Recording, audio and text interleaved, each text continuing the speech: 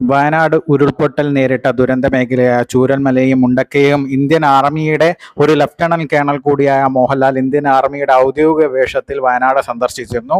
അതിനെതിരെ പരിഹാസ രൂപേണ മോഹൻലാലിനെയും ഇന്ത്യൻ ആർമിയെയും അപമാനിക്കുന്ന തരത്തിൽ പരിഹാസ രൂപേണ യൂട്യൂബിൽ വീഡിയോ ചെയ്ത വിവാദ യൂട്യൂബറായ ചെകുത്താൻ എന്ന അജു അലക്സിനെതിരെ തിരുവല്ല പോലീസ് കേസെടുത്ത് അറസ്റ്റും രേഖപ്പെടുത്തിയിരിക്കുകയാണ്. അദ്ദേഹത്തെ ഇപ്പോൾ അറസ്റ്റ് ചെയ്തിരിക്കുകയാണ്.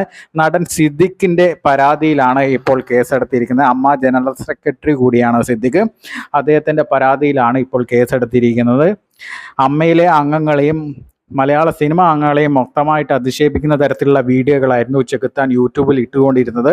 അപ്പോൾ അത്തരത്തിൽ അതിനെതിരെ കൂടിയുള്ള ഒരു പരാതി കൂടിയാണ്. നടൻ മോഹൻലാലിനെതിരെ മാത്രമല്ല, അമ്മയിലെ അംഗങ്ങൾക്കെതിരെയുള്ള വിവാദ പരാമർശങ്ങൾ നടത്തിയ ചെകുത്താനെതിരെ അതും കൂടി പരിഗണിച്ചാണ് ഇപ്പോൾ സിദ്ദിഖ് പരാതി നൽകിയിരിക്കുന്നത്. കൂടാതെ ഇന്ത്യൻ ആർമിയെ അധിക്ഷേപിച്ച പരാതിയും കൂടി അതിൽ ഉൾപ്പെടുന്നു.